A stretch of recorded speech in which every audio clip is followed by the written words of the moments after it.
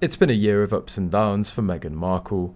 Meghan has been dealing with a tidal wave of bad PR ever since the publication of Prince Harry's controversial memoir back in January. At one point, polls indicated that Meghan was less popular than ever, and that young people on both sides of the pond found her to be less authentic than the Princess of Wales. Last week, Meghan joined Harry at the Invictus Games, and it also can't make her better. Meghan delivered a speech to the event's athletes, and she was photographed beaming by Harry's side at competitions, medal ceremonies, and beer-fueled celebration dinners.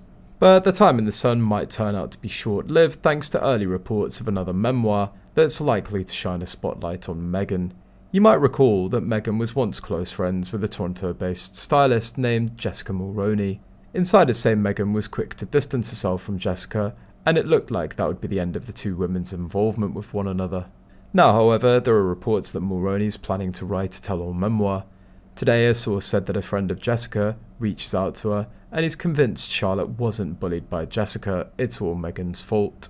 However, the Queen's former dresser Angela Kelly is the woman who knew that both Meghan and Jessica bullied Charlotte.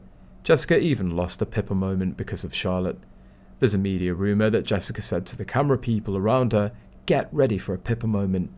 The trouble is, just as Jessica stepped on that first step, Charlotte turned around and waved at everyone. The crowd lost it. The cameras took a picture and Jessica was left humping her up the stairs without cameras. Furthermore, the story of Meghan's rude attack on Charlotte happened when Kate was still pregnant with Louis.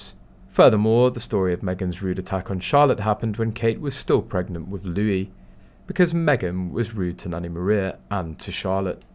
And then Meghan had the nerve to be rude to Kate. Mulroney witnessed what happened in Australia, how rude Meghan was in Australia, so she can't say that Meghan wasn't rude in London, when it turns out that Meghan was rude to the chefs in front of the Queen herself. She was rude to Angela Kelly, although she wants to put a cold shoulder on the matter, and she was rude to others as well.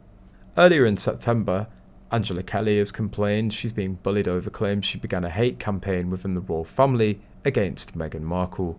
Mrs. Kelly, who's been gifted a new home by the King, said that her reputation was being sullied by online trolls who've targeted her social media.